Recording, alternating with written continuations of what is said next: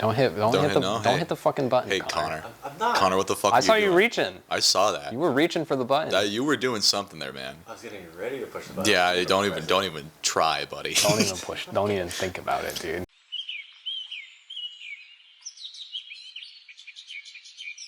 Because we're recording, by the way, so. Oh.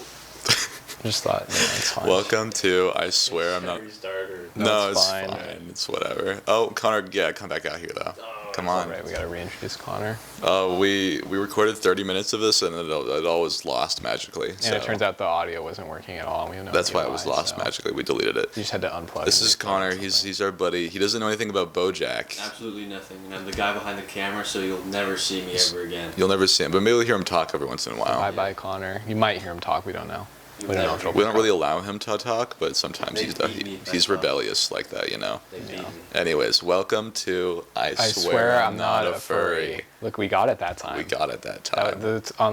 Maybe it's a good thing that we lost 30 minutes of recorded footage because now we did the cold open maybe 10% better. 10% better. I'd consider it all a win. This is BoJack Season 2. That's what we're on now. Right, BoJack Horseman Season 2. So if you haven't seen Season 2, click away, go watch it, come back. Yeah. Because we don't usually like. It's very doable to watch it because Will watched it in a single night last night. I did, from the hours of 1 a.m. to 5 a.m. Which I pirated it. I don't know what streaming services it's on. It is on Netflix. It's on Netflix. I don't have a Netflix subscription. Sue me. What are you gonna do? I mean.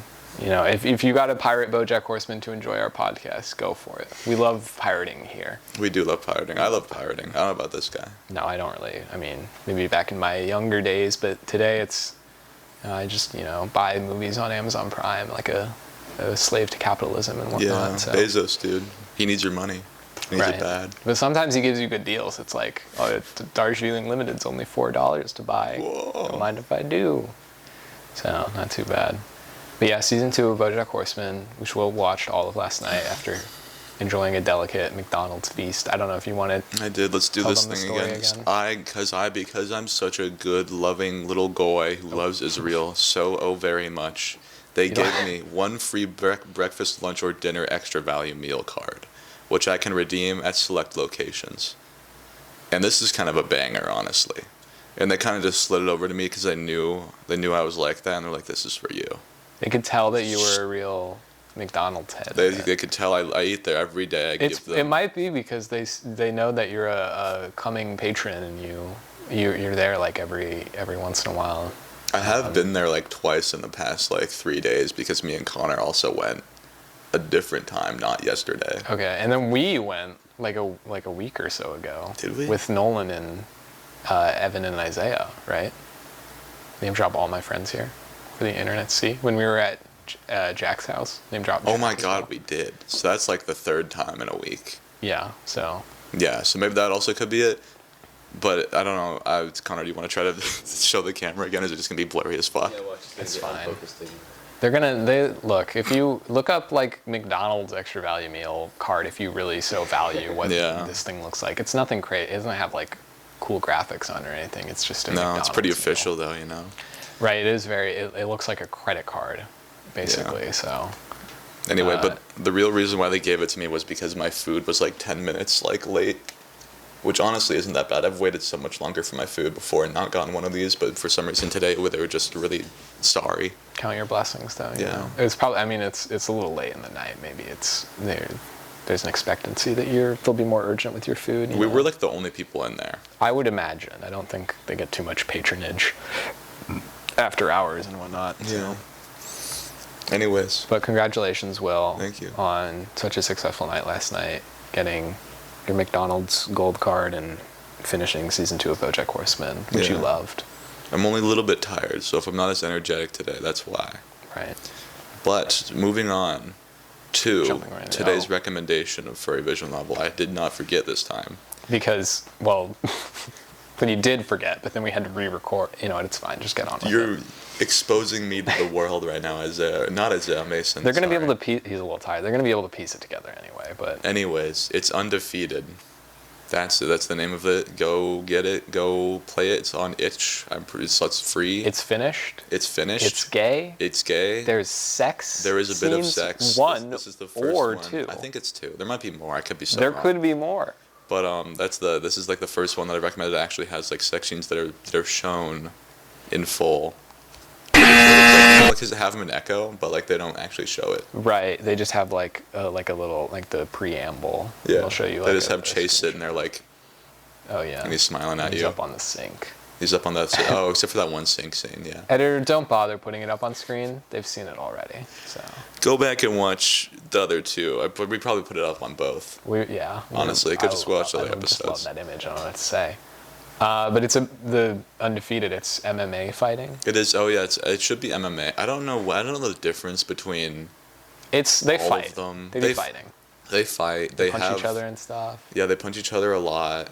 I don't think it's WWE because that's more like. Do they have like boxing gloves? Fake. No, they don't have. They have like the small ones. That's why I think it's MMA. Okay, yeah. Well, it could be like there's no way there's like a kickboxing furry visual novel game, right?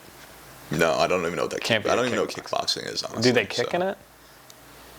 Yeah, but I think you kick in MMA. You kick in MMA, but if Undefeated.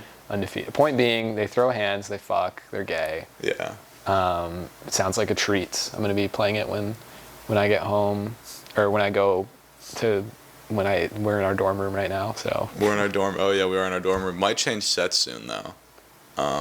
Right. Because we'll be going back home to our house. Yeah, for the school year. Yeah, for the school year.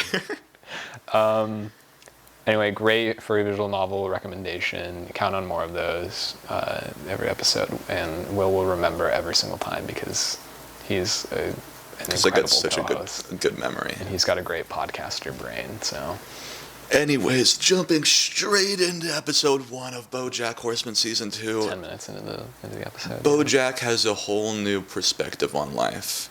Right. He's up in the morning. He's actually being nice to Todd. He's changing out the old for the new. He's listening to self-help podcasts and stuff. Like meditation and shit. Yep. He's jogging in the morning. He's still not very good at that. I know it's a funny little joke because he's a horse. Right. You think he'd be faster. Yeah. But I guess he's kind of, not all the horses are, like if he was a real horse, they'd probably put his ass down. They do, yeah. Well, I was gonna say they do a lot of animal species jokes in this show, but they haven't done he breaks his or he sprains his ankle and they gotta put him down. It would be a little hard to be like, we gotta put you down, BoJack.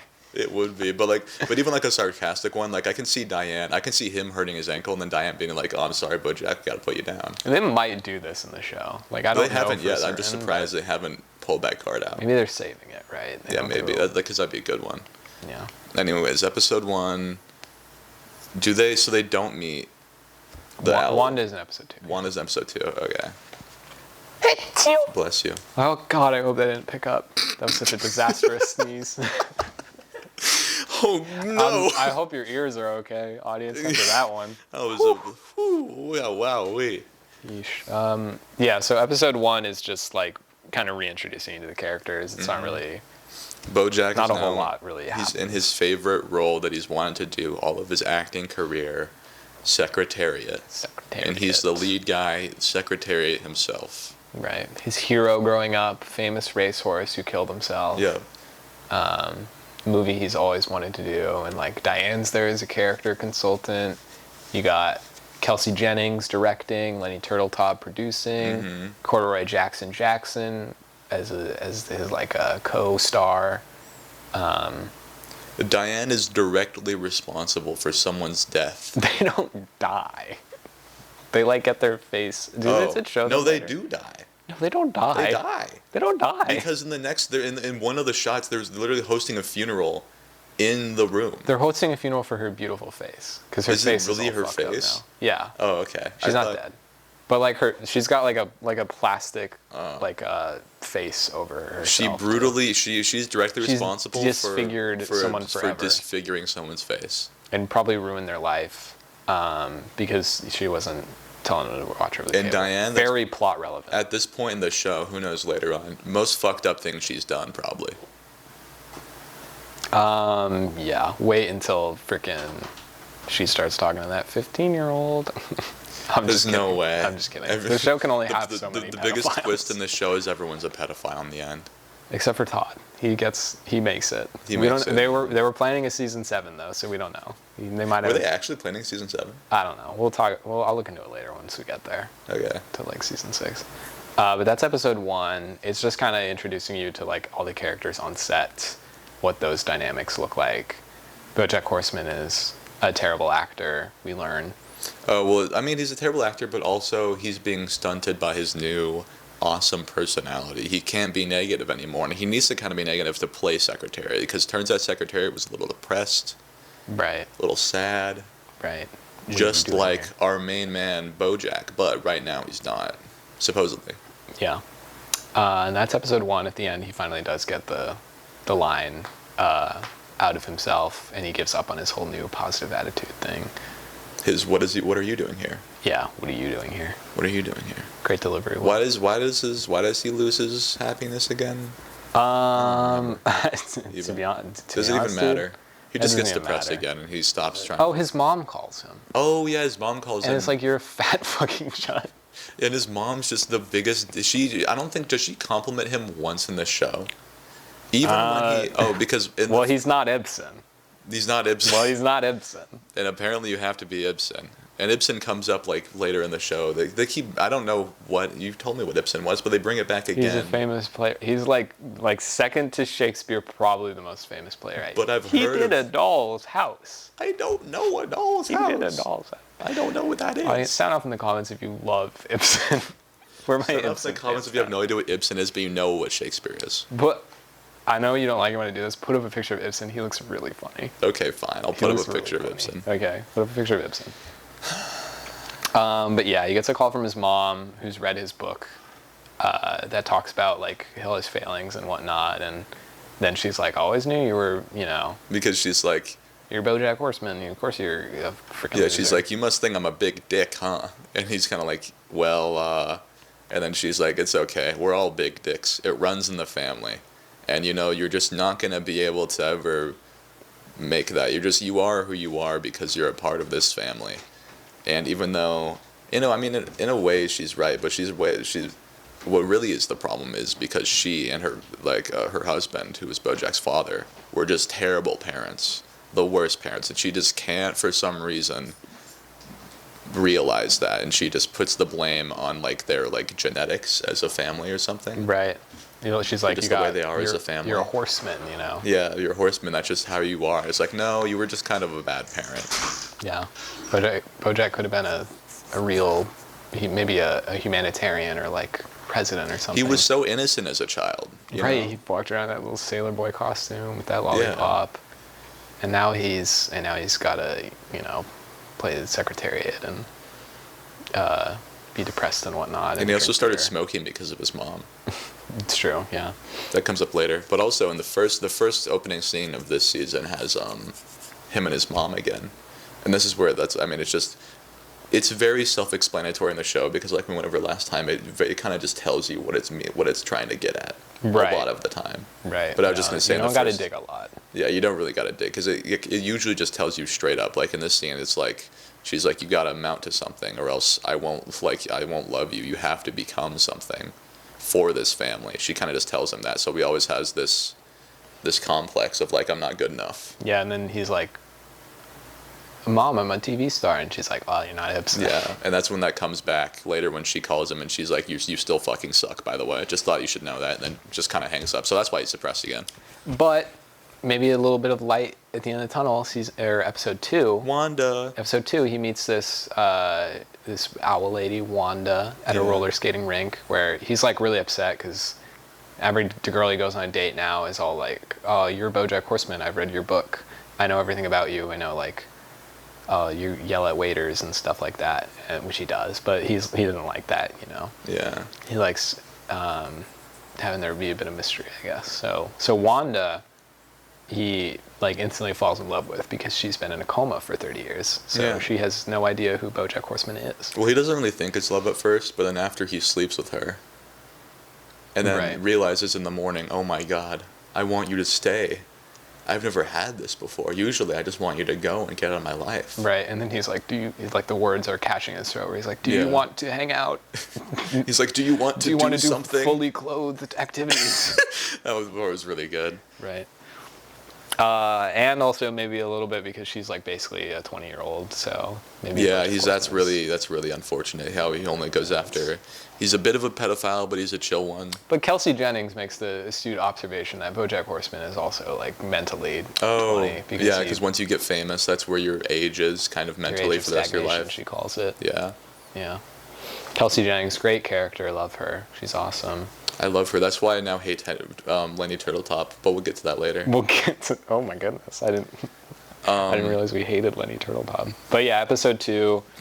Connor is like getting comfortable. Proceed, Connor. Where's their first date going to be? It's going to be to Todd's newest shenanigan. Disneyland. Oh yeah, the Disneyland. Right. I forgot about Disneyland again. I love the Disneyland arc, but it's so short. It's just a one episode thing. No Todd gag really goes on for. Actually, yeah, there is one that goes on for a long time in the future. Well, this one, the Henry Fondle, I'll say for the BoJack heads who might know it, but you keep going. Don't worry about Henry. I was gonna say the improv bit goes on for like 3 episodes, 2 episodes. It goes on for more than an episode. Right, that's like a whole recurring thing. But a lot of his shenanigans are just a one and done sort of deal. So yeah, Disneyland, he does Disneyland. Turns out Walt Disney copyrighted Disneyland with 2 eyes, so he's all good on that front. Yeah. But eventually his whole thing burns down because he's because there's fire everywhere and there's wood everywhere and like oil and stuff. There's like a Disneyland tar pit and stuff. So it turns out Todd isn't the best at making Disneyland. Also, he hired cheap worker bees. Right. And we hate those worker bees. You know, they should go back to where they came from. They need to go back to the freaking hive. Go back to your queen. I bet they're still loyal to the queen, dude. That's the thing. They don't even care about, they probably don't even respect our president and whatnot. Anyway, fucked up. This isn't a political show, so. And there's, of course, the Russian KGB operative as well. Yeah. Who's also been in a coma for 30 years. And so he and Wanda bond over that. But BoJack is like, he's a KGB operative. And then Wanda's like, you're doing the whole jealous boyfriend thing. Yeah, well, that wasn't only jealous boyfriend. I wrote this down in my notes. I remember he's pro-capitalism. Can you believe it? My goat, BoJack Horseman, pro-capitalism. BoJack Horseman, what happened in tearing the foundation of this very country down and rebuilding BoJack? Come on, BoJack. And that's the worst thing he does this season. That's the worst thing he does. He's pro-capitalism, and he wants everyone to know it. Yeah, but he and Wanda make up through him quoting famous movies and TV show yes, romance that lines. she doesn't know yet, and kind of lying to her about that. Right. And then also Todd and Mr. Peanut Butter are having this side this side story the entire time, and they also make up at the same time. But then all of Disneyland burns down. So. And Wanda and BoJack move in together. And that's episode 3, where we take a little step back to jump into our buddy Herb Kazaz. How's he doing? He is dead. He died. I'm very, very sad. Who saw it coming? No one. Because I knew he was going to be cancer. That guy's a fighter. Yeah, and he did. He went into remission, but then right after he got into he hit a truck and it opened up and there was peanuts in there and he died because of his peanut allergy. Henry Winkler does a great job with that delivery, where he's like, he was allergic to peanuts. He died instantly. Yeah. I like Herb. I was sad to see him go, you know. He could have gotten a couple more episodes out maybe before he died. He shows up in flashbacks and stuff, so it's all right. But like every time he's allergic to peanuts, he died instantly. I'm like, damn, that's funny, dude. That's funny. And Henry Winkler, funny guy, although kind of looks like Jeffrey Epstein. At least in the show, we pulled it up but when we cut this before. But like in real life, at least now, I think because he's older, he doesn't look like Jeffrey Epstein. Never quite made it. He never quite made it. There. He turned into Palm Beach Pete too quick. But I'm nothing against whatever, I already forgot his name. Henry Winkler. But it's just in the show they kind of make him look like Jeffrey Epstein. And I understand that it's kind of like just the long face and the Old gray, white guy. short hair, and he's old, that makes it happen. But he just kind of, it's just unfortunate. That's just how I see it. But of course, he isn't. Herb Kazaz was not on the island. Herb Kazaz was not on the Herb island. Kazaz was not on the BoJack and Mr. Peanut Butter might have been on the island. And then they run into each other. And I just have to mention, we did this in the last Is one it a too. crossover Oh, is this a episode? crossover episode when they meet on the island? That's just a funny thing to imagine. But yeah, so Herb Kazaz is dead, and the former stars of BoJack Horseman, BoJack included, got to go on a little scavenger hunt to find Herb's gold. He's like left little clues in his what do you call it? Like his old like executor or something. The blind bat guy. The blind bat guy. I love that guy. Even though he shows up for literally 10 seconds, he's so funny. Yeah. I have no idea what he's called, but yeah, I think he's. I don't even know if he has a name. He's just like Herb Kazaz chose me to be his executor, even though I'm not an attorney, because he just thought that I talked funny. And I'm like, that's great, dude. Herb Kazaz, you're funny, man. He's funny. He's funny, man. That's how he got that show going so good. So then they go on this little treasure hunt to go find Herb's gold, and would you believe it? It turns out to be his memoir that he wanted to be published when he died, so he could. So he could have a. What do you call it? A legacy. A legacy. A legacy, but it was shit. It was shit. It was so shit. Because then Henry Winkler was like, "Yes, I did steal Herb's memoir, but that's because it's shit, and we can't publish it because that's not what."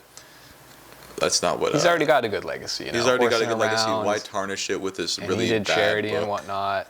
So let's just let Herb die here and not publish the memoir. And it's just the episode where BoJack is like, let's make like a Herb orphanage also. Herb Kazaz orphanage. Does that happen later?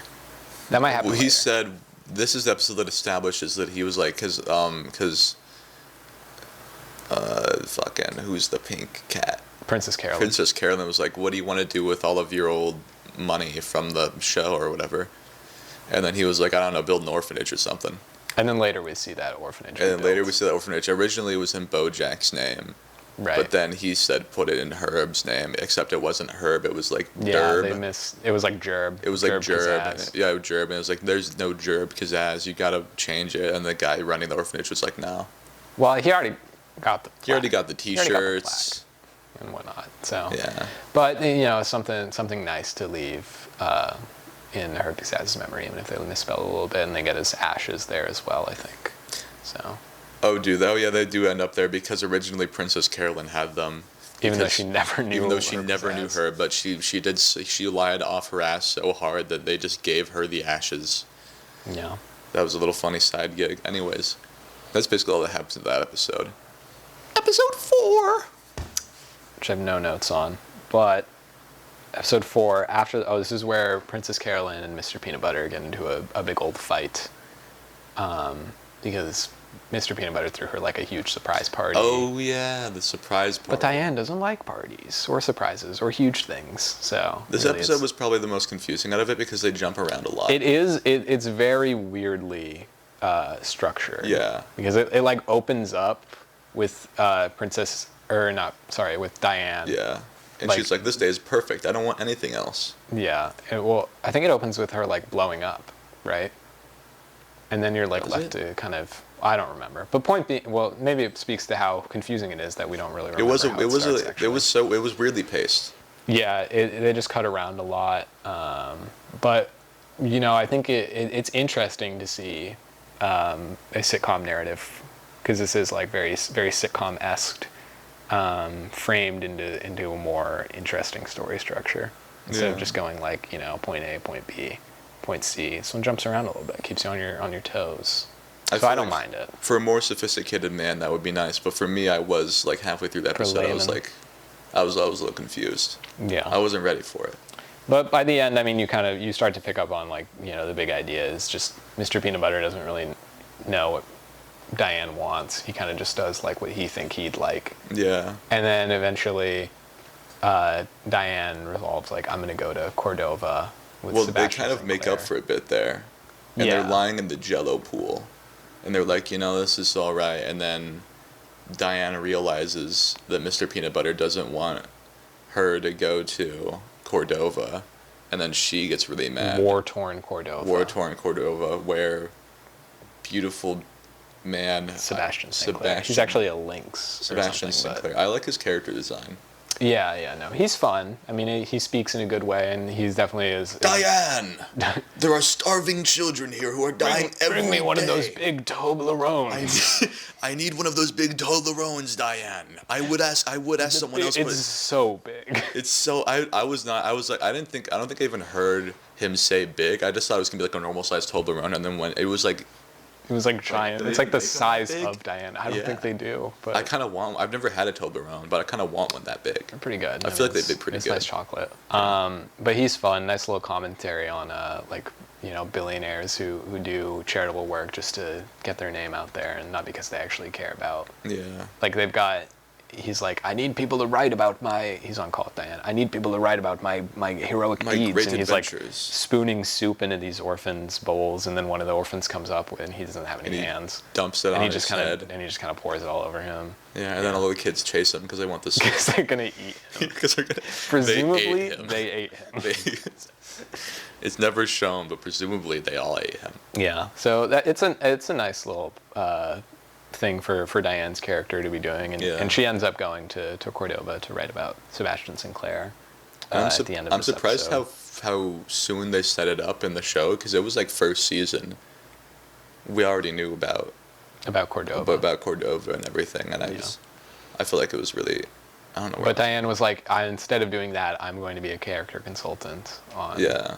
I'm going to do the easy thing where I don't really do any real work, but you can see. I don't take any risks because I'm living the married life now. But you can see as her life changes and her perspective changes how she goes in and out of wanting to do it. Right. And then she eventually just ends up doing it. Yeah. Yeah. And guest starring Paul McCartney also in this episode. Oh my God, I forgot about Paul McCartney at the very the last seconds of the episode. He pops out of the cake. And he was like, I'm Paul McCartney, I'm in a cake. And he's like, and then no one's there because the fight's already happened and everyone's left because it's awkward. Yeah. And he's just like, he's like, oh, I'm Paul McCartney. Why don't know what he says this cake? I don't remember what he really says. It's just funny that they got really Paul McCartney. I love the random guests actors. Like Henry Winkler. We all love Henry Winkler. Great dyslexic representation. We didn't talk about that this time, but oh yeah. Shout out to all my dyslexic people. Thanks, man. Yep. I haven't even taken a sip of it. I don't think I've done this once. I finished my water in the fake recording that we did, and now I don't have any. So. Oh, I'm sorry. Yeah, it's all right. But I'm pretty sure we're at 30 minutes soon, so you can just fill it up after that. You're almost at 20 minutes. Okay. Maybe we can breeze through episode 5 really quick. Do you have anything to say about episode 5? Episode 5. Commonly regarded as one of the worst episodes in the show. Really? Easily people consider this the worst, post season 1. What was it again? What happens in episode 1? This is chickens. Oh, the chickens one. This one was so. Everyone knows the human rights in this show are kind of fucked because they're also very. Because they're humans and they're animals. The human rights and animal rights, and they're not equal in every way. But this one's just so because it opens up with the ad, right? Yeah. For that one farm that's like. We raise our chickens right, and it's just kind of weird, just because it was so oh my God, this is so fucked up. Yeah, and I get that it's probably kind of a commentary. It is a lot of people have said they needed to do this episode because it's you have the animals and the humans living together, but then they also eat animals. What's the deal with that? It's explaining how that works. Yeah, but I think I had something written down for this part just because I was like, why did they? You had written down how good that chicken looks. Got a minute. A minute? Uh-oh. I gotta get this in. Yeah, I don't think it's as bad as everyone says it is. I mean, maybe it's also it's an interesting pairing of characters that we get here, right? You've got Diane, who wants to do the right thing, and essentially what the plot of the episode is they get an escaped chicken who's been drugged into becoming basically livestock. Yeah, I said major animal rights concerns in episode 5 with the slaved lobotomized chickens. Is this a reference to Soylent Green? Is what I put. Is it a reference? We don't know. We can't possibly know. But yeah, you've got a really interesting pairing here of Diane and Todd who want to do the right thing, help this chicken. And then the chicken, it's herself who is like a non-character, and then you've got Kelsey Jennings' daughter, of all characters. Yeah, Kelsey Jennings' daughter. Bring your daughter to work day. Oops, somehow I've navigated to the Craig Kilborn Wikipedia page. Don't know what that. I don't even know who that is. So Will, why don't you, novice of BoJack Horseman, share your thoughts on this episode? Like what your opinions on it are? I was just, oh my goodness, it's so gross. Sorry. Editor, censor that. What? Put a big black box over that. No one wants to see that. I don't think it showed up in the camera. Hopefully not. Yeah. All right. So. Anyways, it's a weird character. It's a weird episode that doesn't really forward the plot at all, and it doesn't really affect like the characters or any, like nothing really changes in any meaningful way. But I get why they did it, to build out the universe a bit and kind of explain. Yeah. Like this cannibalistic kind of way that they live. I think I could have lived if there was not an episode like this, and they just never touched on the fact that they like eat animals. No, I wouldn't have, because the thing is they still never really address it. They all act like it's normal. Right. And I get that they would all think it's normal in their universe, but I would feel like the episode would have had more of a point if like a character like BoJack was like, why do we eat these animals when they're just people anyway? And then someone like explained it. And you have Diane, and she gives like a 5-minute monologue. Because, usually they're very forward with stuff like that. Like, why does this happen? Yeah. Or what's going on? But like, since they did do this episode, I think it adequately, for me at least, gets to the point of fleshing out the world and all that. And yeah, I get why they did it, but I do feel like if it was just not there, I wouldn't be like sad. A little more. What? Yeah. I get what you're saying. Yeah, but I also get why it's one of the worst rated episodes. And also the subplot where they randomly, because the cat cop is like looking for the lost chicken. The cat cop, he has a name, Kitty meow meow, kitty meow meow thing. Close. Something meow meow. Officer meow meow fuzzy face. And you will say officer. Officer meow meow fuzzy face. He does. I do like him. He's a recurring character. I like how he comes in with like a theme song. Does he really? It's like it plays like standard cop music it's like the SpongeBob thing where it's like. Oh, does it? I didn't know that. But I do like how he's a recurring character. He's funny. He's got his own like personality. But also they randomly decide to do this like little side bit where they decide if he's a loose cannon, or if he's more of like a on the edge of retirement who's got nothing to lose. Yeah. They're like trying to figure out what archetype he fits into. Yeah, and it's just like it is kind of a funny bit, but it's also like out of nowhere. It doesn't have anything to do with like. It comes back a lot. Does it really come back? Well, no, it doesn't come back. Like, I mean, in the episode, it happened. Like, it's not like a one-time. No. Yeah, that's what I mean. It's more. It's less a bit more like a side story. Yeah. Because it comes back multiple times, but it's also just. I get that a bunch of the side stories are just kind of goofy and stuff, but I feel like it just doesn't have anything to do with. Yeah, it really speaks to the episode being not as plot relevant. It's just another thing, a little goofy, but the whole that adds to the whole. It's not plot relevant bit. Yeah, if that makes sense. But it's not bad. It's not bad. I do like I don't like the chicken ones. Just kind of. I get the point. It's also kind of scary because it's like those are just people who you've lobotomized and roided up. Right.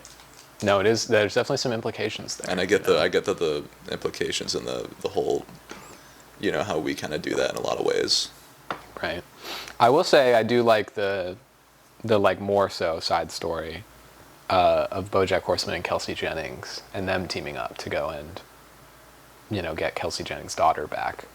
Oh yeah, and he forces it so hard. This is the one episode, or one of the only ones that I've seen so far. I wrote this down in my notes too. That BoJack is actually, even though he's not there for most of it, he's actually helpful. For like one of the only times that he's because he's rich and famous, and he gets them out of jail. I know, and it's not even because he's doing something like hard work that he's helping. It's just because he's rich and famous, so he can get them out of jail, and they can get the chicken that they've been trying to save. To who was it? Someone's pasture. I don't know. Like Paul McCartney's pasture. Like Paul McCartney's. Yeah, probably Paul McCartney. It's not. They don't bring it back that much. Come on. Yeah, but they're like, but he actually is helpful for once. And it wasn't even because he was like trying that hard. It's just because he's rich and famous. Shout out BoJack. And shout out Kelsey Jennings and all our lesbian fans. Yeah. Because she is a lesbian. And she makes a bunch of lesbian films. Yeah, like little lesbian indie darling films. Yeah. But those don't pay the bills. You know, you got to do... No, you got to do Secretariat. You got to do Secretariat. If you're going to want to send your daughter to... Yale. I think she wants to go to Brown. I thought it was Yale. I think they say Brown. I don't know. But she's going to become the youngest Supreme Court justice ever. Yeah, or something. and she's very nonchalant about that. Yeah, no. She's a real... Teenager. Yeah. But she's fun, and it's nice to see more of Kelsey Jennings. Yeah. Because her playing off of BoJack is I think one of the best dynamics that they have in this second season. Especially given the overarching of them working together in the Secretariat. I do like how their kind of the relationship driving grows, force. and we'll get to that very soon at the end of the relationship. Right, not And why not I hate so Lenny soon, because Turtletop episode now. 6 is the...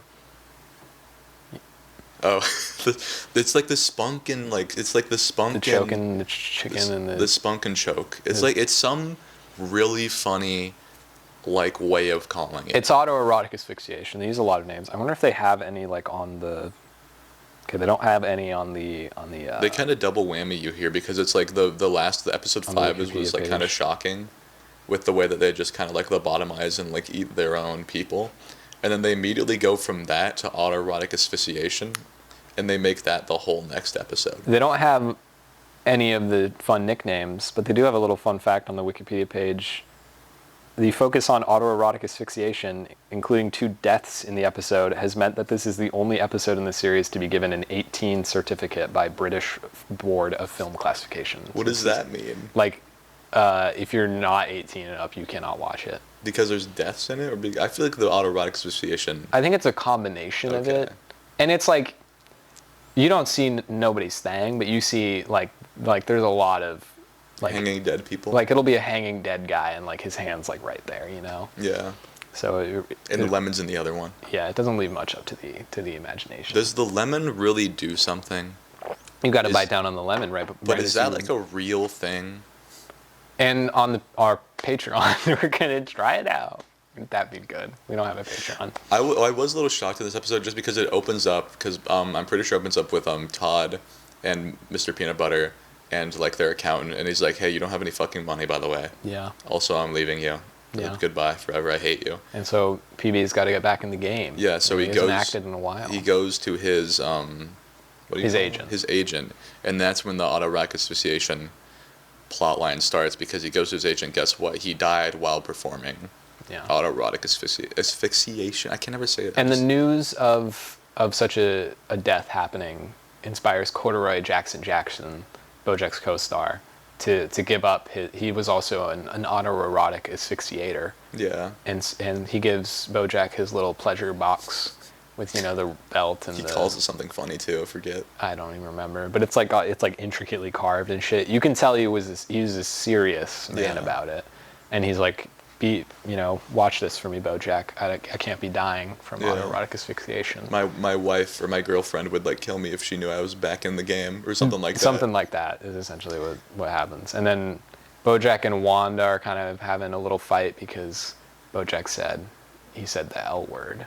Love. He said, I love you. He and said, then he went, love you. And then he said, oh, no, I don't. And then he ran away. Yeah. And then it becomes a whole thing because Wanda's like, I don't love you. She's like, it's fine. I don't love, because BoJack's like, I didn't mean it when I said I love you, because and then Wanda's like, he can't let anyone know. I don't love you either. Yeah. Because he can't let people know that he actually cares about them. Yeah. But then he also can't let people know that he cares about what they think about him. Yeah. So it's kind of like this. And he wants to be loved by Wanda, who apparently doesn't love him. So then he's like, how do I get her to love me? I gotta hang myself and jerk my dick. So right, he has to threaten to do that. So then Wanda can be like, don't do that. He gets pretty close, man. He's got it around his neck. He gets the noose around and his neck. And his pants are unbuttoned or something. So he's like, he was right there. And then he accidentally, and then Wanda's kind of like, okay, whatever. I'm just gonna. You can do that. I'm gonna leave. And then he's like, wait, Wanda, don't go. And then he he starts He straight starts up choking, dying. and then she's like, "Okay, I love you, you fucking idiot." Yeah, and they make up at the end. Yeah, of the and they make episode, up, but also he and it's still all good. says, "I don't." He still can't say "I love you." Yeah. Yeah. And then Corduroy Jackson Tragically passes away. It's very Doing sad. what? A car accident. I don't. No, think, he autoerotic asphyxiated himself to death because he realized you don't need a whole kit. You can just use like a belt or a phone. Which is cord or which something. is BoJack's fault, because BoJack said, "You don't really need all this, do you?" And then Corduroy Jackson goes, "Oh, I guess you really don't." right. And then 5 minutes, 10 minutes. Okay. Like we filmed 10 minutes or What I okay. was gonna say a while ago though was when the first guy died, of Mr. Peanut Butter's, His agent. his agent dies out of autoerotic asphyxiation. I really didn't think that was gonna be the whole episode. Was that topic? Isn't the episode is like titled something? It I might don't look might at the- straight up be titled autoerotic asphyxiation. I don't look at the titles. It's called Higher Love. Sorry. Higher Love. So I guess it's more of a. It's not so much a play of word as I thought it was. Play on but words.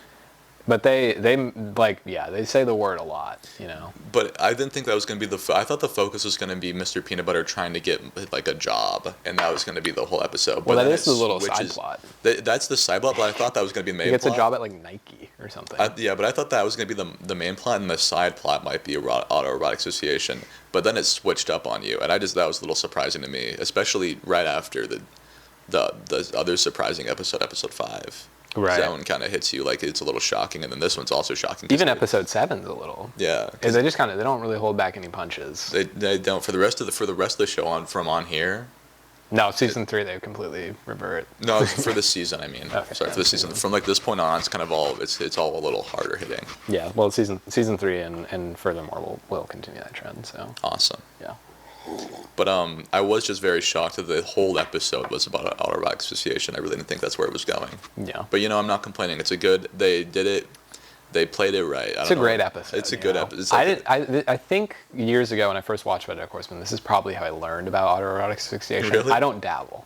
No. I'll say. You're not a spunkin'. I don't fucking know what it's. Goddamn. I'm not a. I don't. One hand on the Adam's apple, one hand on the Adam's banana is what Corduroy Jackson. I remembered one. Look at that. That's good. That's impressive. That's good. Because I should know all of them because I just saw this last night. And then Corduroy Jackson says that one. Yeah. God rest his soul. God rest his soul. But it does a great job at introducing you to the topic. Really, somehow spins it into an excellent episode of television, which I think only a show like BoJack really could do that. Yeah, if someone told me, if you told me there was a whole episode next season where they just focused on that, you'd think that would be the shitty episode. I'd be like, that's got to got be a bad one. But they do it in such a way that's like it's actually, I don't know. And they tie it explain it, really. so well into Wanda and BoJack's relationship. Yeah, as they well. do tie it very well into that. Like it does it. And when Corduroy Jackson dies, you're like sad. You're like, You are I sad didn't want him to because die, even though his dick's fucking out. Because he makes you care about him a little bit because he has a bit of an emotional heart to heart with BoJack, who doesn't really care. Right. But he's like BoJack, he tells you about his life a little bit, so it makes you sad when he dies. Yeah. It's a shame, Because really. he does seem like a genuinely good guy, who also just happens to be into autoerotic asphyxiation. And then on to the next episode. Hate to leave autoerotic asphyxiation behind. I don't think it really makes a comeback later in the show. No, yeah, I doubt it would. Episode 7, Hank After Dark. The Hank Hippopopoulos episode. Oh, Hank Hippopopoulos. Where we learned that our favorite talk show host, Hank Hippopopoulos, winner of many awards, beloved by all, is maybe a little bit of a sexual deviant. Yep.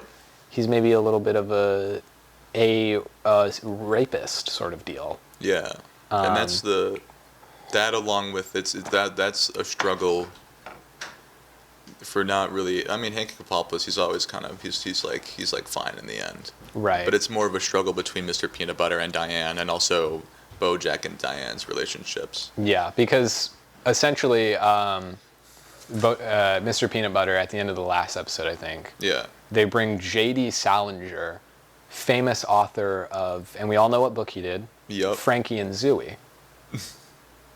And also, We all love his book, Frankie and. I literally I bought that book 2 days ago. I bought that book 2 Really? days ago. Yes. What a coincidence. Yeah, Franny and Zooey, great book. I haven't read it yet, but I also bought Thus Spoke Zarathustra. So another. By him also? No, he only did 2 books. Really? Frankie and Zooey and the other one.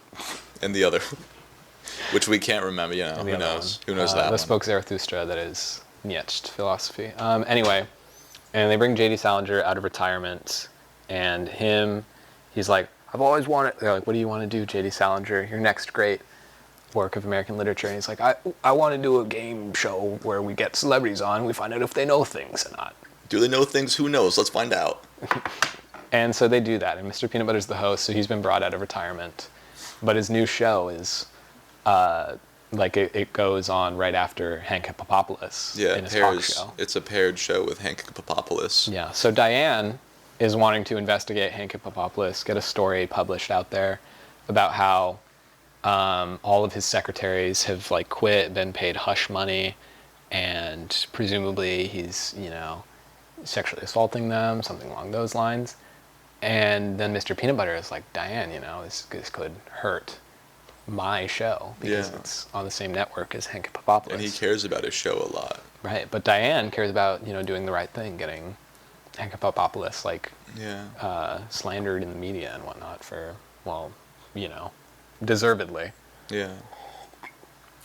But it turns out Hank Hippopopoulos is just too rich and people love him too much. And so there's nothing Diane can really do.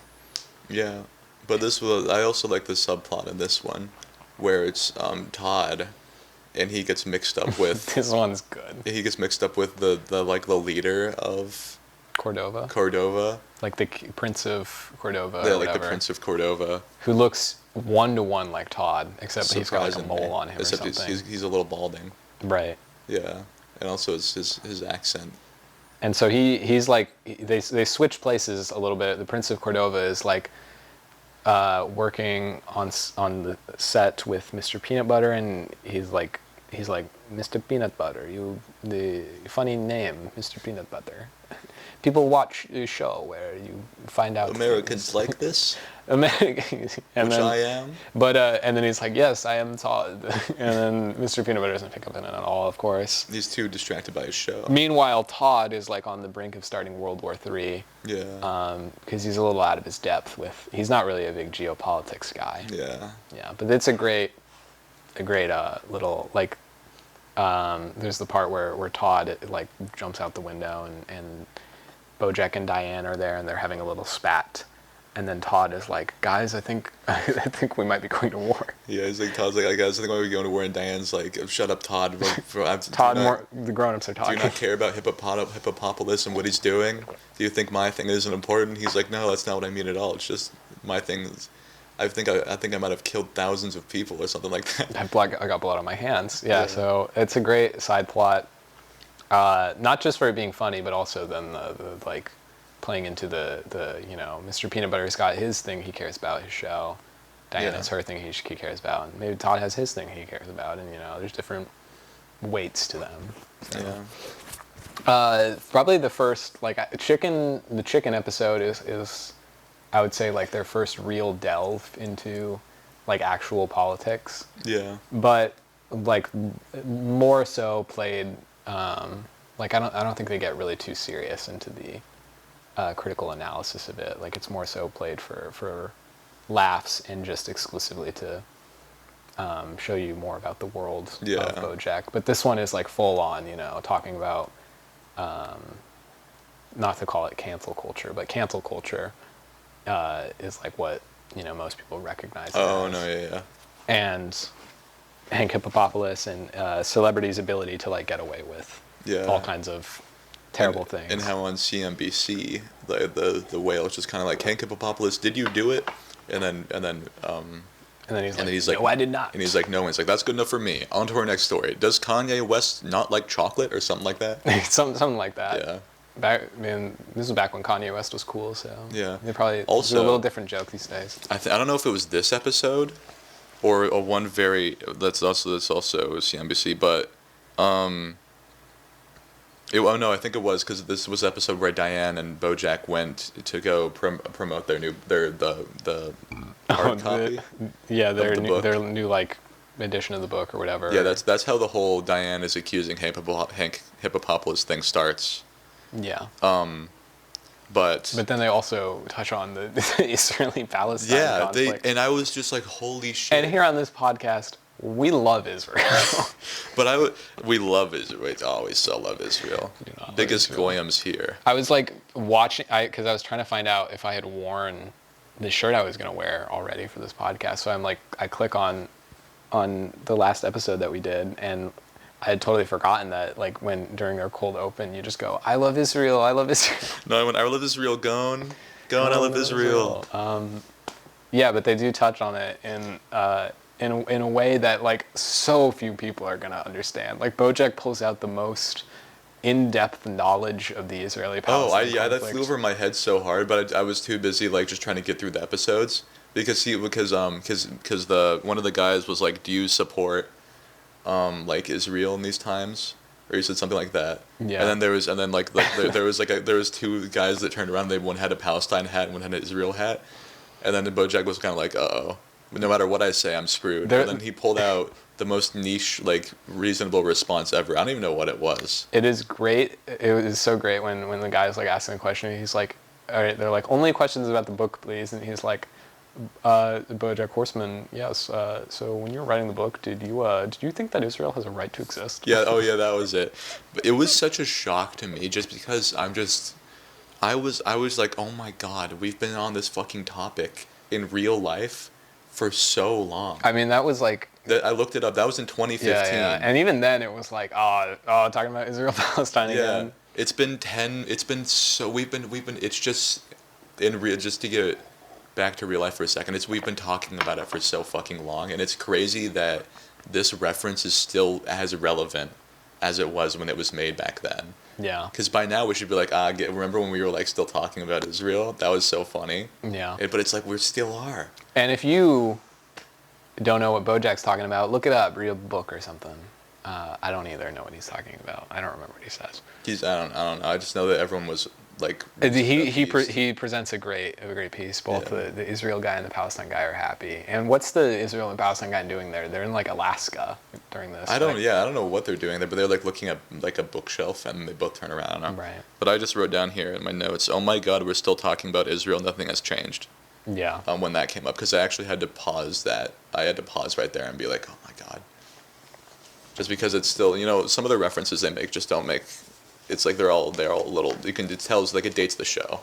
Right. But that one is still so relevant that I'm just surprised by it. And adding more it adds more to the whole thing that BoJack starts doing now, where they touch on real social issues. Yeah. With the Hank Hippopopoulos thing, and also a little sprinkle of Israel Palestine. Yeah. So, nice to see, That's episode 7, and episode 8 we get to actually see the game show take place with J.D. Salinger and Mr. Peanut Butter, and BoJack's on facing off against Daniel Radcliffe. Yeah, well, in the beginning, Daniel Radcliffe, Swiss Army Man. In the beginning, Daniel Radcliffe isn't there. Right. They bring him halfway through. And would you believe it? BoJack doesn't know jack shit. Yeah, he's not. Well, a couple of the questions are unfair, A couple of them are, yeah. They're like, what's the annual rainfall in like Nicaragua or something? I think it was Cordova. In Cordova. I think they bring up Cordova like a lot. I guess maybe if you got to use a fictional country, maybe use Cordova. Yeah. But they ask him like that, he doesn't know, and then they're like, write like a essay on like what causes led to the Revolutionary War. And I think it was the French Revolutionary War. And use like an intro, supporting paragraph, and conclusion format. And then they give him the blue book. Yeah, and so it's like a really hard game show. Turns out BoJack doesn't know anything. But then Princess Carolyn comes in and saves his ass, and it turns out he's got to tell. And also he used to play poker a shit ton. Right. Which honestly, I would kind of want to play poker with Mr. Peanut Butter. Do like a little casino homage. It's kind of fun. I feel like I mean, big poker guy. We both are. Love poker. I never play poker when you all play poker. Were you not there for poker night? I was there at poker night, but I did not play. It was like a $50 buy-in. You gotta understand. That's the most we've ever done. And also, if you're like okay at poker, you can just not lose that much money. Well, point being, He's got to tell Mr. Peanut Butter. And so BoJack uses that to his advantage, and he starts racking up the points. And J.D. Salinger is racking up the heat to get him sweating. Yeah. I do love how they have, like, just fucking... I wonder if they have that in real game shows. Like a big, like the watchtower, and they're all there, like... No, like command center. Or like they turn up. They have like a heat lamp, and they just turn that up, so it just gets them sweating. I don't know. That'd be a really good addition, like in real life, because then it's like, oh, he's sweating. And then nervous. You really know he's that he's on his toes and whatnot. Yeah. You know, who wants to be a millionaire or whatever. They gotta maybe invest in that. 5 minutes left. 5 minutes left. Thank you, Connor. But yeah, it's a great little episode. I do like it because it harks back to the whole thing with Diane in the last season, and kind of soundly resolves BoJack kissing Diane. They don't really touch on that for a while, but then they bring it back up here. They bring it back here. Mr. Peanut Butter and BoJack make up for it. He knew the entire time. And it never really comes up again. BoJack doesn't really pine after Diane again, and the relationship is like healthily resolved. I don't believe that for a second. No, I know I'd make a lot of jokes where I'm like, oh, BoJack isn't a pedophile. BoJack isn't a pedophile, but as regards to his lust for Diane, no, he's pretty good on that for the rest of the show. Yeah, they have a solid friendship for the most part. Wow. Oh, I also put in my notes, second time like a group of people in the show actually grew as like a couple, or as like people. And when it was in that conversation, they both kind of grew. And then when Diane and Mr. Peanut Butter had that talk at their house. Yeah. Because besides that, you know, a lot of the time they have big conversations and they just don't really change. But they kind of in this season they're growing more as people. Yeah. Although we'll see in episode 11, BoJack didn't really grow a whole lot. No. But in this moment, he kind of did. But we're not on episode 11 yet, or episode 10 yet. We're on episode. Anyways, it was very 9. Good television. Oh, and also this is when what's the hell's name again? Wanda finds out that BoJack did kiss Diane. Yeah. That's at one. But they're all right. She doesn't really care, which I'm surprised about. They're all right. But yeah, they make it through that one. You know, in a lesser show that might be kind of more of a bigger deal, but it's like BoJack. You know. This is another thing. A lot of those like we haven't mentioned it, but a lot of the time these like little things happen that kind of like I feel like with BoJack they should just be like a deal breaker for the other person, but like what's her name again? I forgot her name. Goddamn. Wanda. It's crazy. Wanda kind of hangs in there.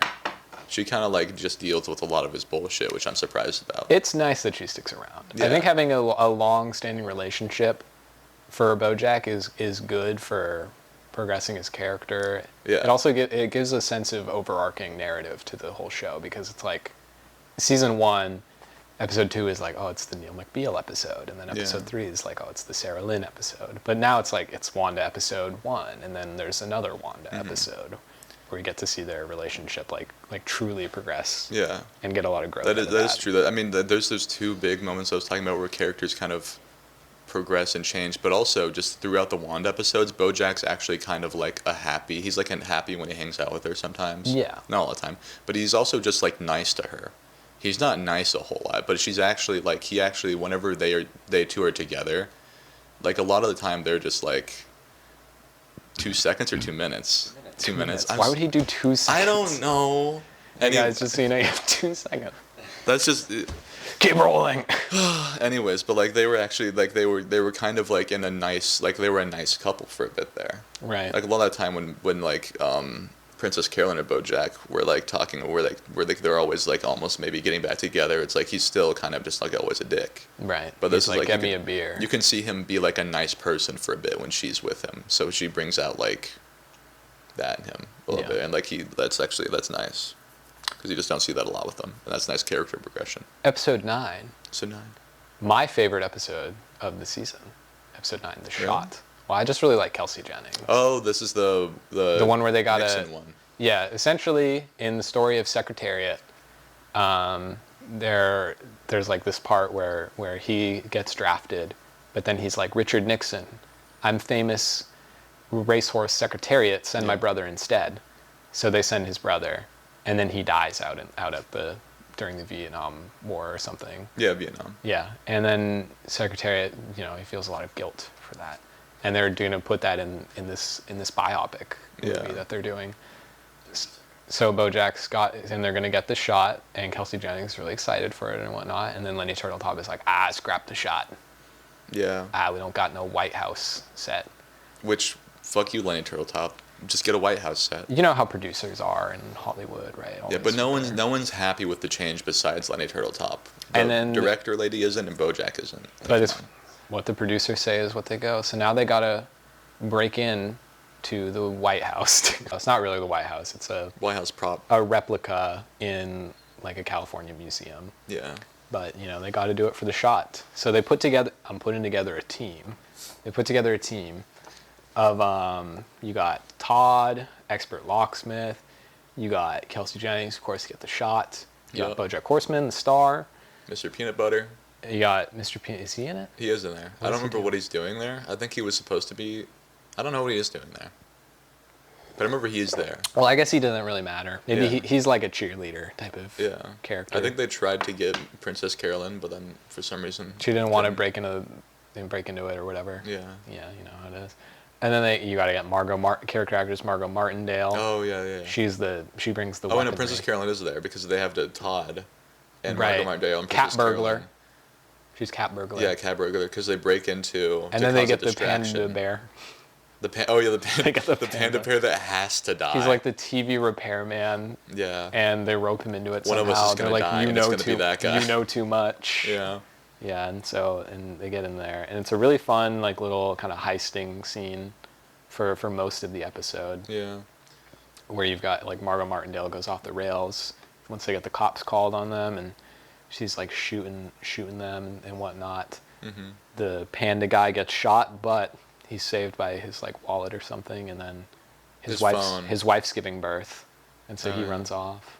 Somehow survives. Princess Carolyn gets lost in some abstract painting. I feel like the only reason why they did that is just because they wanted to do a funny little art style, and they were sick of the one that they were doing. I do like it. I like it. I like the little side story of her in the painting with that one Vanessa person Gecko. with Vanessa Gecko. Who isn't a gecko? And it's like, who isn't a gecko? And she should be. What? Why isn't she a gecko? Yeah. And then you've got, of course, BoJack Horseman, some security guard who they get to play Richard Nixon. Well, they tell him you're going to be Richard Nixon, but they cut him out. He'll call the cops otherwise. Yeah, and they get the shot where, like, BoJack's supposed to cry at the shot. This one's pretty emotional. This one's good. This one is good. It's a good ass episode. Yeah. Best one in the season. I don't know about that. I like this episode more than most people, I would say, for sure. That makes But it is a good episode. Where Kelsey Jennings is like, all right, let's get the shot. You're supposed to cry here, BoJack. And then BoJack's like, I don't cry on camera or whatever. No, he doesn't cry in front of people. I don't cry in front of people. And then she's like, oh, whatever, we'll just get the shot. And they get like BoJack looking like moderately sad. And then she's like, that's it. There we go. We got it. Nice little 4-second shot. And he's like, you didn't think I had it in me, did you? And she's like, no, I knew. And they kind of they have a heart to heart there. Right. And it's very sweet. This is like Kelsey Jennings is a true artiste. Yeah. And you know what? BoJack recognizes that because he wants the story of Secretariat to be told how it is, Yeah. No freaking bullshit about it. Yeah. And so they kind of bond over their mutual agreement on that. And she's like, Lenny Turtletop will love this. Thank you, BoJack. And then she runs off, and then BoJack goes out front, and then he cries for real. And he goes and has his little smoke. Yeah. And then he has a nice little cry. Yeah, because he doesn't cry in front of people, but, alone, it's... Yeah.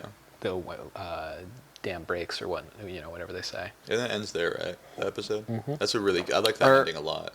I think it might end like a little bit later when BoJack goes to set the next day, and he's like, where's Kelsey Jennings to Lenny Turtletop? And Lenny Turtletop is like, oh, well, it turns out she got that shot I didn't like, so I fired her ass. Yeah, that he doesn't sound like that. Also, he doesn't sound like that. But fuck you, Lenny Turtletop. Fuck you, Lenny Fuck Turtletop. you. And they hire this schmooze for a director. Yeah, this catfish. This catfish. This fuck ass catfish who's always sipping his water. And he's sipping his water. I hate that about people who are always sipping their water. Who would do that? And also, he's not a good director. He's a hack. Yeah, he's like, oh, we'll fix it in post. They changed the whole story. He doesn't care if the boom mic is in the shot. Now it's like, BoJack's got to be like freaking Santa Claus or whatever and as Secretariat, and he's got to give. And it's gonna be an ass movie. Yeah. And then he's like, "We're not making no Casablanca." So then BoJack is like, he's like, "Oh, I wanted to do like a real film, you know? Yeah. Like get some real art going." And he reconnects with, where's my phone? Here's my phone. And he reconnects with the spider lady from years past, right? This happens. I'm not talking about my ass here, right? Who like wants him to do a play, like theater. Oh yeah, I don't think we ever see the Spider Lady. Do we? I don't remember, but I know. Yeah, he wants to do the play in New York. Yeah. Charlotte Moore? Nope, that's the New Mexico lady. I guess we don't know. I don't think know he ever says her name, or maybe it says her name, but it doesn't show her. Yeah, she comes back later though. She should. But yeah, BoJack really hates this new freaking director. Yeah. And then he goes over to his house and kind of insults him a bit. And he's like, I mean, you know, this movie's gonna suck. We're not making Casablanca. That's what you said. And he's like, yeah, of course we're not making Casablanca. We're making a different movie. We're not making Casablanca. It's gonna be a different. And he's movie. like, oh, you really meant we're not making Casablanca. Nice little funny misunderstanding there. But then he decides to like fuck up the whole shooting thing by like being like, can we get that one more time? Yeah. Zoom in on his face, you know, like really making the shoot Let's just a living nightmare. 5 more times. For BoJack Horseman. They do not get along at all. So then after that, he kind of just decides to not show up anymore. Yeah. And then Todd joins an improv group. Oh, and then Todd joins improv group. And because he wants to. I don't know, he's bored. And we love Is there really improv. a reason why he does that? He wants friends? I don't know. Yeah, I think it's just like they rope him in, you know. He's like walking past and he's like, God, I sure hope I can get into a shenanigan today. And then they're like, your first one is free or something. And then it's like, oh, it's not actually free. I was improvising. It's $200. It's $200, dude. I was improvising. I don't know why they fucking hate on improv so much, because they even compare it to Scientology a bit at the beginning. Sorry. That was a great Mitch McConnell you just did right there. Thank you. I've been working on my Mitch McConnell. Maybe you can replace him. I'm going to. Yeah, I'm going to be off the pod for a little while because I have to take Mitch McConnell's place since he's now dead. Yeah. So I'll be in the Senate, you know, doing, you know, funding Israel or whatever he does. I don't know. One knows what he does, really. Falling asleep in Besides the middle sit there of and be old.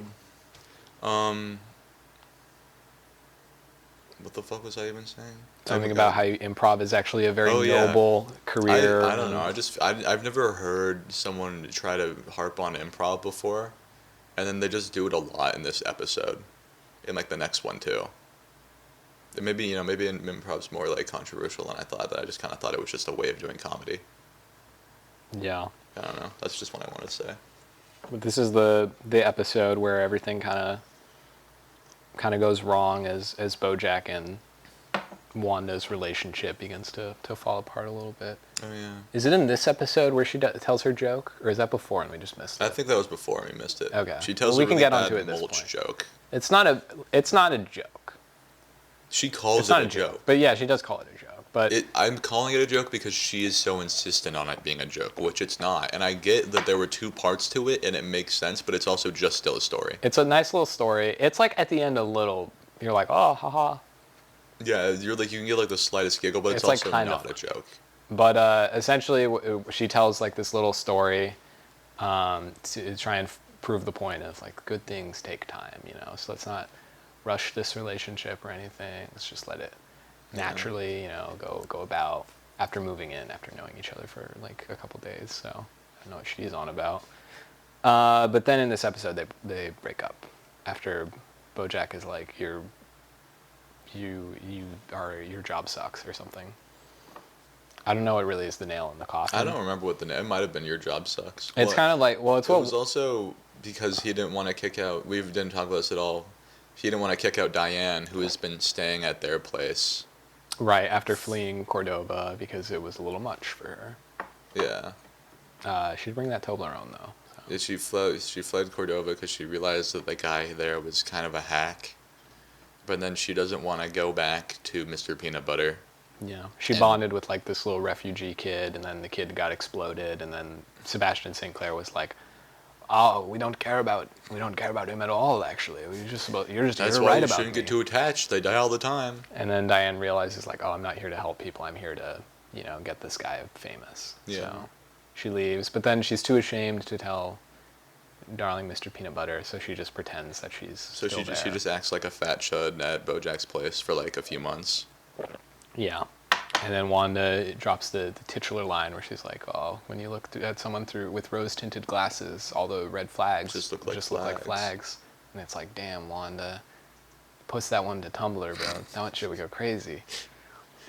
But, I mean, it's true, right? I mean, she was kind of looking a bit of a honeymoon phase where every minor imperfection of BoJack and all his flaws just kind of washed away. I guess that's why she over lasted her. so long, because, she just didn't really see the problems as they were. Yeah, but it gets to a point, and eventually they do break up.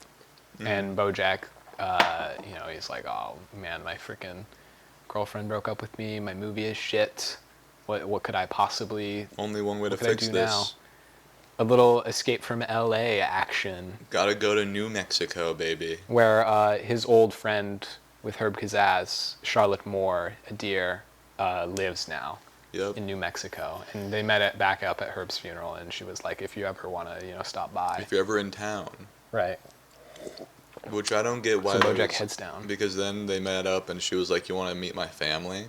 And then they were all kind of like, why are you here? Because you said you were I said you could drop by, but that's only if you're here for a different reason. Yeah, like, what are you doing here? And I feel like he could have just been like, I wanted to see you, but like he couldn't for some reason. But he's like, boat show. He like has to lie, and I feel like it wouldn't have been that weird if he was just like, yeah, I wanted to see you. I don't think they have any water in New Mexico. I like that Charlotte is selling turquoise shit.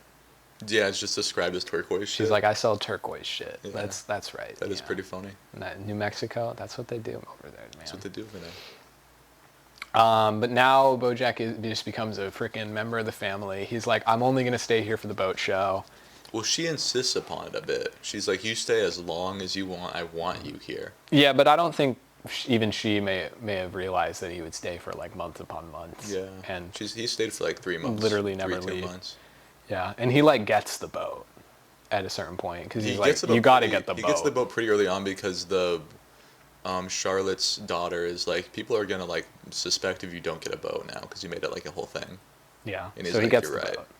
Yeah. And it's just parked in their driveway, and he lives there. It's like his own little house outside of their house, and he's like the weird uncle who just kind of hangs around. Well, he gets very intertwined in this family. I feel like even they don't really care that he's there. He's like, they kind of all like him. No, they all like him. He's like, I'm gonna go to the dude's basketball game, Trip or whatever his name is. I don't remember.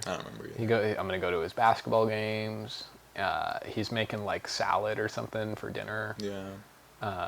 He's like teaches Penny, who is Charlotte's daughter, how to drive. Yeah. And gives her like some boy advice. And also he quit the movie to be here. He called up Princess Carolyn and was like, I'm not coming back, by the way. But thankfully the AI scanned his face. Thankfully. And ChatGPT Grok managed to make this horse able to act. Yes, they just kind of, and then it was so good they replaced the entirety of him that was actually in the film with fake him. And it was better than real him because he doesn't know how to act. And it turns out the movie is an Oscar winner, so. But the movie's pretty good. We'll get more into that in season 3. Yeah. Now it's New Mexico, New Mexico, and he suggests to take Charlotte's Penny. Is it Penny? Penny is the name of it. Penny Carson. Penny to prom. Penny Carson. That's her real name. You can look it up. That happens later in the show, I think. Yeah. Ignore that. Okay. He's like, I can take Penny. I can take you to the prom to make this boy really jealous. When in reality, I don't think, because he doesn't. He at this current moment has no desire for her whatsoever. Yeah, but then just why still? I mean, it's just the weird uncle thing to do, And I also think he's like, oh, I'm the kids are gonna love me. I'm famous celebrity BoJack Horseman. Yeah. Like he gets to the prom and he's like, let's all do the guys. BoJack. Yeah, he like shoves the DJ out of the way. And he's got like his own little dance, but no one is into it. Everyone's like, so they bounce. You are Unk. But he does give Penny and her friend Pete Repeat and his date some alcohol. Some miners give him some alcohol. Not good, BoJack. Don't do. Why would you do that? That's the worst thing he does in New Mexico. It's the worst thing he does in this episode. Are we at time? Can we end the episode? We don't have to talk about episode 11. Yeah. So we're on episode 11. We might as well get into it. 15 minutes left in the Oh, we can wrap this up in that. Yeah. So do you want to maybe? You were excited to talk about this. Sure. Will, so first he steals this idea that he did before with Charlotte and Herb. His name's Herb. But. Herb. Where he tapes a bunch of glow sticks to balloons, and it sets them off into the world, and they watch them and like, wow, that's so pretty. I feel like that wouldn't be that cool. Am I crazy? I don't know. Maybe we gotta try it. Maybe we do gotta try it. On the Patreon, we are going to try eating the lemon right before you come, and then also putting glow sticks on balloons. So that's what we'll do. Anyways, so and then like Pete Repeat. He says everything twice. Date gets like really drunk and might have alcohol poisoning, so they go to the emergency room. And then BoJack's like, don't tell anyone about this. You can't and tell especially anyone. don't tell anyone a second time about it. And he's like, all right, BoJack. He's such a good character. And he's like, okay, but is it okay? Okay. And so we love Pete. And then they get back to the house, and this is where things start going south, because what's her name? Charlotte is out by the fire drinking a beer or something. No, with the other one. Oh, Penny. Oh yeah, that's right. Penny is like. Penny low key is like, hey BoJack, I can put a condom on with my mouth, and then BoJack's like, what? And then she's like, she learned it in sex ed class. And then she's like, I'm ready. Let's have sex. Let's have crazy sex. That's what the liberals want to teach you in sex ed class. Here's how you put a condom on with your mouth. It's not even about the AIDS crisis. Is that even like great? I feel like, well, it's just like, was that supposed to be like... In the Patreon, I'm going to put a condom on with my mouth. We're losing the plot so hard. Anyways, she really, for some reason, she really wants him. And then he, like the responsible adult that he does impressively, honestly, I didn't think he had this in him, was like, no, you got it. No, we can't do that. You're like 17. And then she's like... 17's legal age. It's the legal age of consent in New Mexico. And then he's like, that's not how that works. I'm like 50. Go kick rocks, kid. And then he goes to hang out with Charlotte. Yeah, and then she's like, oh darn. And then he's like, okay, and then he walks over to Charlotte, who's by a fire. And then she's like, what do you do with my daughter? And then he was like, I just danced, you know how it is. Yeah. Which is true, kinda. Yeah, no, he's like, she had a busy night, you know. Yeah. Just tired. Falling asleep on the way home. That's what he said, I think. So then they talk, and then they also start getting closer to each other, and then they kiss. And for a second, it seems like Charlotte wants it, but then she's like, "Oh no, I can't do this. I got a whole family. I got a whole family. You can't forget about Kyle and the kids. Kyle and the kids. Is that? Yeah, that's like the theme song they play.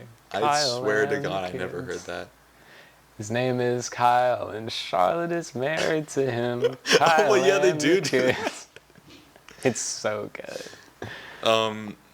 So anyways, but then she kind of says, I think people are tar pits or something like that. Well, she had said that in the past to BoJack and Herb. She's like, L.A. is a tar pit. Oh, L.A. is a tar pit. I'm getting out of here. I'm going to Maine. But then she also says, like, he's a tar pit. But then later, like now in the present, BoJack is like, do you still believe what you said, that L.A. is a tar pit? And she's like, no, I think you're the tar pit. And BoJack's like, dick. And then she's like, not you specifically, but like people, like are their own tar pits, and like it isn't the place that you're in, but it's who you are that is going to kind of cause you to sink. And BoJack he don't like to hear that, because his whole thing was like, oh, I got out of L.A.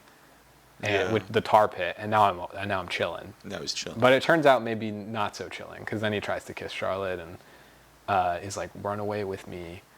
And then Charlotte's like, we both want this. And then Charlotte's like, get out of here, BoJack. So he goes back to his boat, and then the season ends. He gets back to, it doesn't end there. That's the crazy part. He gets back to his boat, and would you guess Penny's there again? And Penny's like, I know what I want, BoJack. I want you. And then BoJack's like, go to bed, Penny. But he leaves the door open. And then he goes into his super yacht or whatever, and he leaves the door open. And then Charlotte shows up, and she looks inside because she hears the rustle, and she opens the door, and then she sees sees Penny with BoJack. And they didn't get far. They didn't even get their clothes off yet, but they were gunning for it. Right. And then Charlotte's kind of like, what the fuck, BoJack, get the fuck out. Get out of here. I will fucking kill you. I will fucking kill you. I never want to see you again. And then BoJack gets the hell out of there. And then complete crazy shift. He looks badass, and he's got glasses on, and he's smoking a cigarette on his super yacht. And you're like, maybe he's not so bad. It was such a crazy, like, this was like such an intense moment, and then he's just like the coolest guy ever. And it's playing that funky ass music, it's playing the funky ass intro music. And you're like, shit. And the sax comes in. Yeah, and you're like, fuck, man, this guy is awesome. Even though he did just try to have sex with a 17-year-old as like 50. Yeah, it's a rough move coming from BoJack. There's no defending it. The show doesn't try to defend it ever. It's like, yeah, BoJack, you fucked up, and this was like a really bad thing that you did. Honestly, with his character, I'm impressed how long he held out. Right. I'm surprised the first time the Penny was like, I want you, he wasn't like, okay. He wasn't like, let's go. Like, he had some restraint, which was honestly for him impressive. Right, but then, I mean, after Charlotte rejecting him and stuff, he kind of became pretty desperate. And yeah, he's like, fuck. And then episode 12 happens, which, BoJack season pacing, where episode 11 is like the crazy shit, and then episode 12 is nice come down. There's always a feeling in me where I just like, this is like be a perfect place to end off, but I understand the need for this, like, it wraps everything up in the 12th episode. Right. But also it would have been, I feel like, also awesome if it ended on 11. Even though it didn't wrap up a bunch. It's just always 11. They always make 11 the best like ending episode, and then 12's like the recap. Yeah. Which I get why they'd have it like that. I get why they don't end off with like, oh, BoJack's like a pedophile and he's. But it'd be kind of funny all his friends are like losers and shit. Yeah, it is like it's a very storied ending, but I mean, you got to think about like, oh, I'm not gonna watch the next season. That's how that shit ends. But yeah, so he makes his way back to LA. He's got a boat now, and he's like, where's my best friend Todd? Turns out he's on the Scientology giggle ship, shenanigans, fucking Copernicus buzzword cruise ship, and he's like being roped into this big cult thing, and BoJack's like, let me save Todd, and he does it, and Todd is saved. We're all right. We're at the end, basically. Anything else you want to add to episode 12? Because it's not really. Well, I think this is when Mr. Peanut Butter and Diane make up. Right. Officially. And they have a sweet little thing where Mr. Peanut Butter sees Diane in a restaurant, and he's like, someone here looks exactly like you. Yeah. Are you coming home soon? And it's like he plays it off like, oh, it's just another Mr. Peanut Butter being dumb thing. But really he's like, I'm glad to have you back. He's just trying to be sweet. And that's nice and sweet. Yeah, that is sweet. And then BoJack and Todd have a sweet little thing where BoJack's like, I like you, Todd, and you know what? You're my friend, and I don't want you to go on the... Yeah, because the evil cat guy that I can never remember the name Copernicus. of. Copernicus. So Copernicus was like, Todd, is BoJack really your friend? And then Todd was like, it's more complicated than that, but yes. I don't think he said but yes, but it's like more complicated than that. And then he went with BoJack. So it's kind of a nice, like, so they are. Yeah, they are had friends here. They've kind of, for most of this part of the season, been like a little distant. And like you're not really sure if they're friends anymore ever since BoJack kind of fucked him over. But then they kind of get back together. It's a nice little happy. Yeah, and the season ends with a good little return to form. Like Wanda's gone, Diane is back with Mr. Peanut Butter, and they're back safe and sound. But we never talked about Vincent Adultman a single time. I was gonna say we can touch on this a little bit. We never did that with the bunny. What's his name? Oh, Rutabaga Robertowitz. What were you talking about? I was talking about Vincent Adultman. Princess Carolyn's boyfriend, God, his 3 kids. That was before the bunny. Yeah, that's like a weird carryover from season 1. Yeah, that they just like they were like, we just have to cut this one. So Princess Carolyn like eventually breaks up with Vincent Adultman. Turns out she broke up with like the 13-year-old. Right, but she didn't. that she still Which you didn't don't know know. was 13 somehow. Well, he's a convincing disguise. Trench coat But yeah, with one Rutabaga hand being a broom. Robertowitz, who's a Yeah. fun little character. I like him more than Vincent a whole lot. Definitely, Vincent Adultman is just like a gag. Yeah. He's a gag who lasted for too long because they like officially started dating. Yeah. But he doesn't come back, and now it's all about Rutabaga Robertowitz, When Rigoberto's fun. who I'm gonna let you talk about because I don't know, I don't know where the season ends off with his character. Well, they just start off as friends, in like the same. In the same office. In the same office building. They're both agents. They're both agents, yeah. And then and they kind of have a few heart-to-hearts, and then he tells Princess Carolyn that he's getting a divorce, and she's like, "Oh, I'm sorry." And then like next episode, he comes up to her and he's like, "What if we start our own firm, Our own agency. our own agency, and when we buy a building together? Think about it. It would be awesome." And then a few things are happening in Princess Carolyn's life to where she eventually is convinced that this is a good idea. And also half of it's because he's the bunny, I forget his name. Rutabaga. Rutabaga. Like the vegetable. Rutabaga. Is that a vegetable? Yeah. I've never heard about It's that. like, it doesn't matter. Rutabaga is getting a divorce, so they're kind of falling in love, him and Princess Carolyn. And they've been low key falling in. Yeah, they've been snogging. They've been low key snogging. They've been snogging a little bit. I've never heard snogging. They've been low key snogging on the down low. If you made it this far, type snogging in the comments. So that's another reason why they've been why she's convinced to like going on this idea with him. And then it has to be put in her name, says Rutabaga, because like the divorce proceedings and everything, he's being watched like a hawk by his wife's lawyers. Right. Supposedly, so he says. But then he kind of lets it slip that they might be getting back together because they got couples counseling, and he realizes why he loved her in the first place. But in his mind, he can keep on snogging. In with his Princess mind, Carolyn. he can have this cake with his ice cream. What's it called? You can have your cake and eat it too. Have your cake and eat it too, where he's in love with Princess Carolyn and his wife at the same time, and start this new firm. But then But Princess Carolyn is like, no, I want like a real family. I don't want to keep like. Yeah, she's like, I want a real family. I don't want to have this. And then Rutabaга's kind of like, can you really afford to wait? You're like 40 and single. I think this is the best shot you got, and kind of insults her. And then she's like, what? You're a dick. And realizes that he might not be the best guy, even though I like him still. You know, Rutabaga. He's like an ass, but like he's fun. He's a fun one, yeah.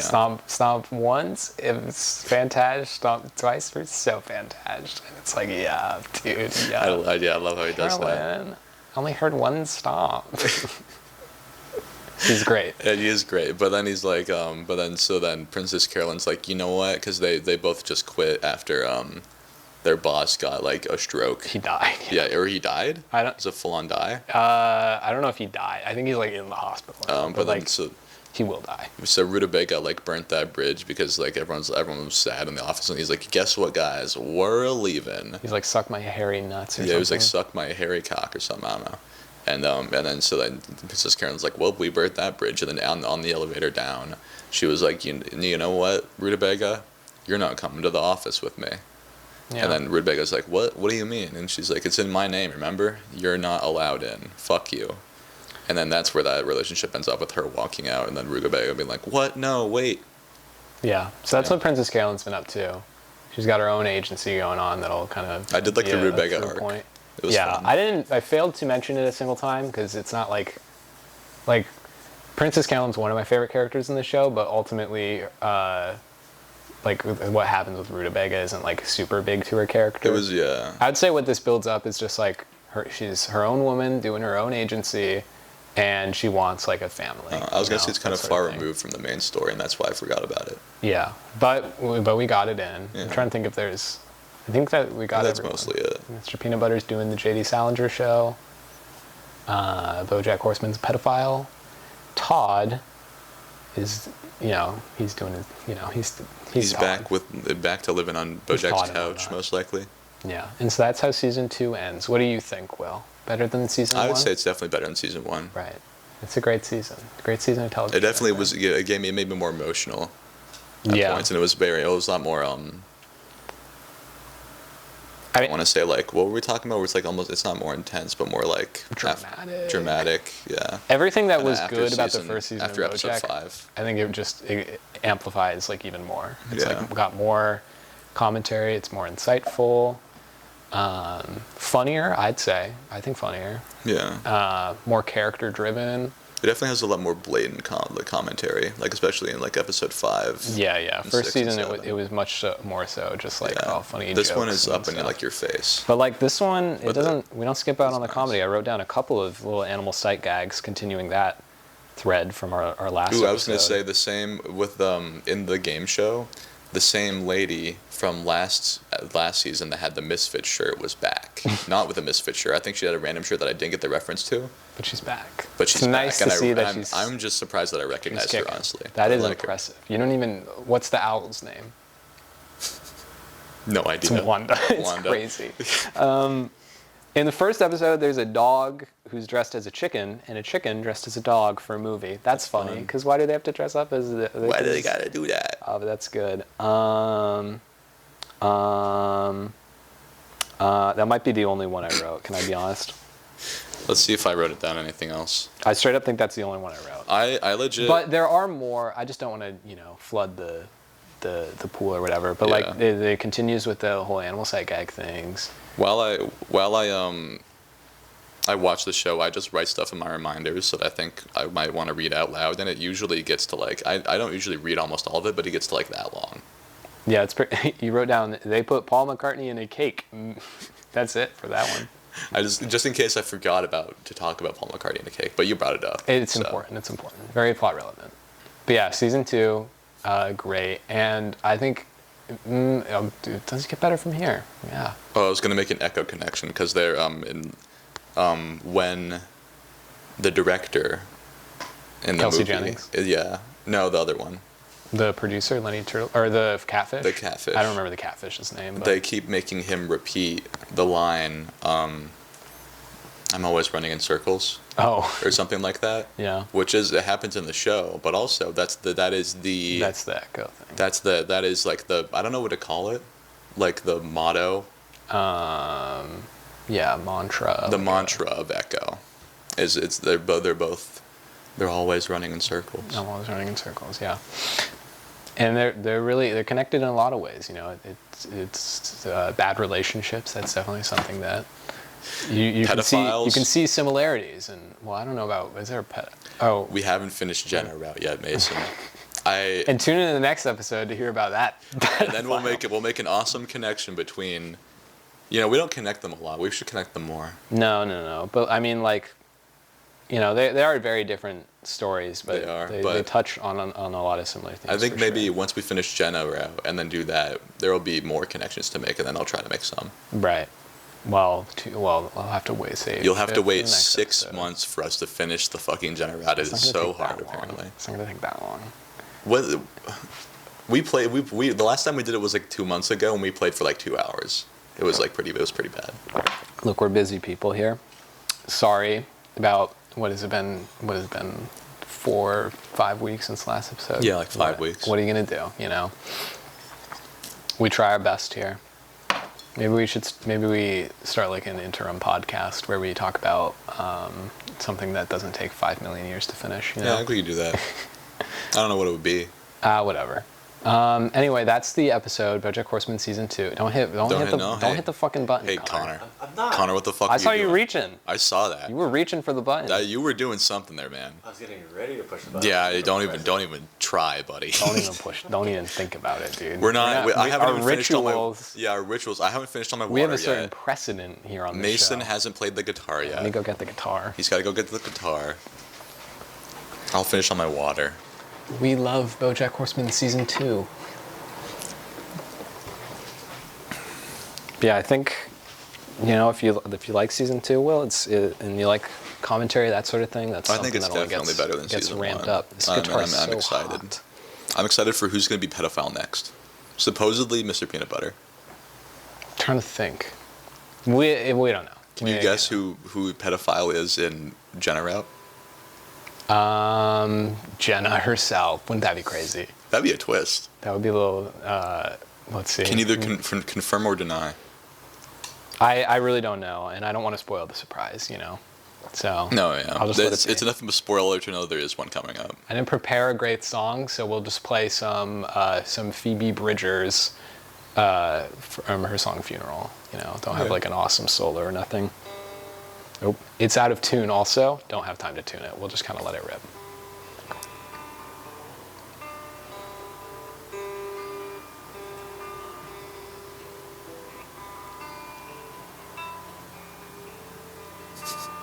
What? Sorry, no. I'm just thinking about last time. I'm sorry.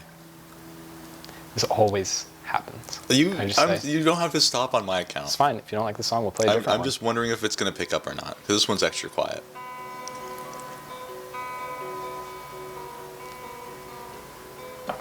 I really hope it doesn't pick up. It sounds like shit. It's going to take 10 years There's to get through 5 million guitars in this house, and none of them are tuned. Because no one plays guitar. Well, you're just going to have to put like some random music in. It's not even guitar, just like techno music or something. Techno. Dusty, come up here. Don't eat that. Come over here.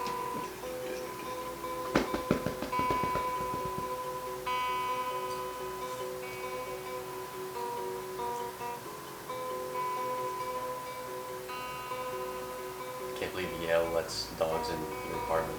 I know, it's crazy, right? Go. Anyway, that's the song. It's beautiful, Mason. Thank you. And that's the end of the episode. Next time will be Jenna Rout, probably. It's in 5 months. Bye-bye. Connor, this is when you... Connor, you can hit the recording. Quick, Connor.